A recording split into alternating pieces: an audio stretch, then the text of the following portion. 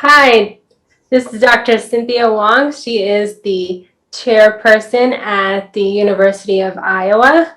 It's great having you here today. Sure. Good morning, Dr. Fernandez. Thanks for inviting me to do this. What drives you, and what do you think? Why do you think you've been so successful? Yeah, I think it goes back to the previous question. I'm really annoyed by things that don't function well and that can be done better.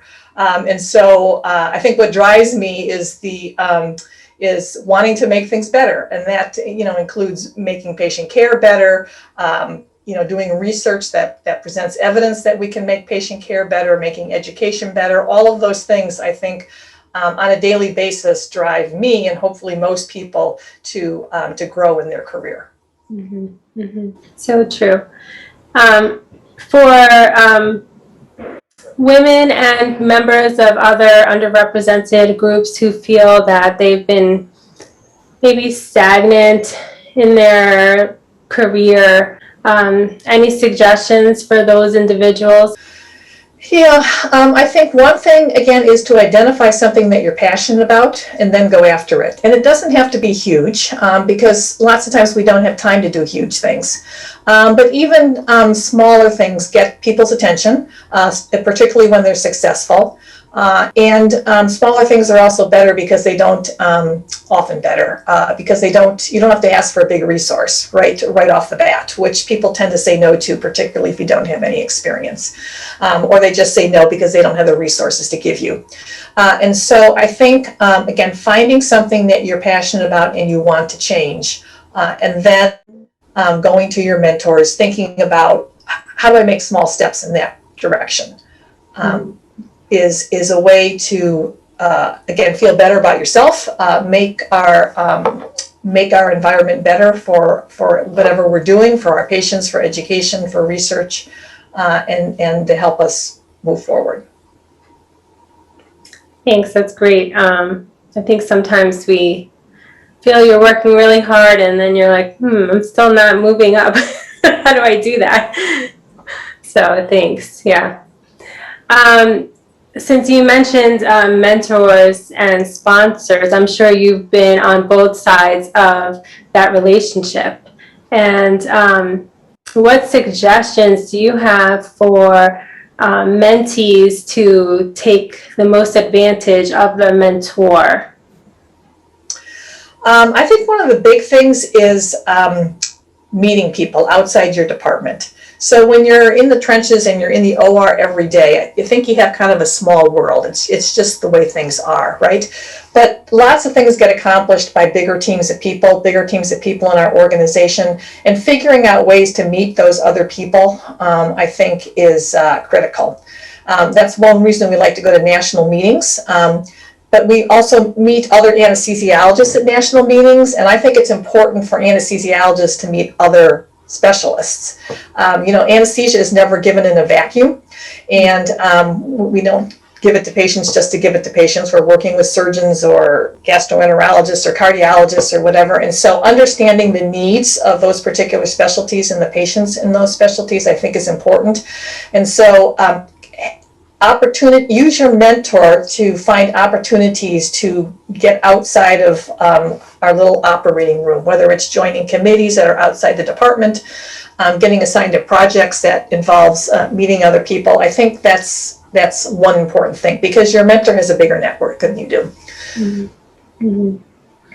That's great advice. What can mentors do to really promote or even sponsor their mentee or guide them to their full potential? I mean, I think there's the mentor part of it, so helping them identify what things they can work on and what things they're passionate about. Sometimes it's just you're overwhelmed, right? And you need to help with a little bit of focus. I think the sponsorship part is critically important, though, right? Because again, somebody outside my department is not going to know about a junior faculty member in my department who might have an interest in a particular area or a talented in a particular area.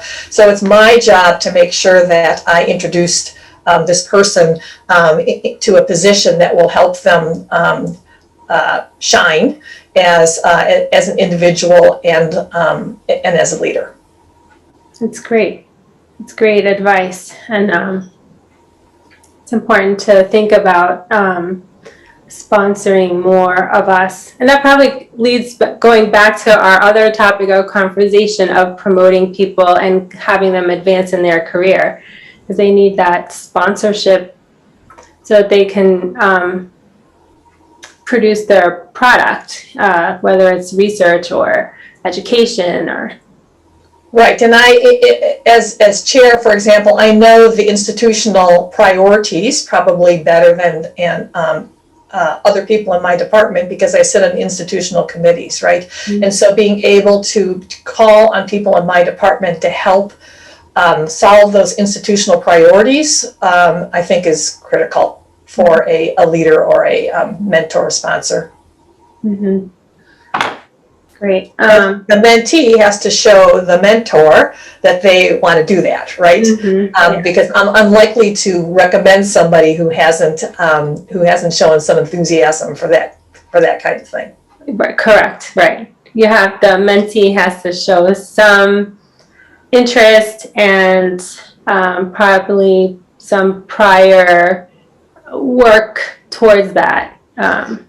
Yeah, and again, it doesn't have to be much, but mm-hmm. somebody recognizing that there's a little problem in my department that needs to get fixed and taking it on themselves to fix it, as opposed to doing a workaround, which is kind of our lazy way of doing things, to me suggests that that you're a fixer and a doer, and you're going to help us move in the right direction.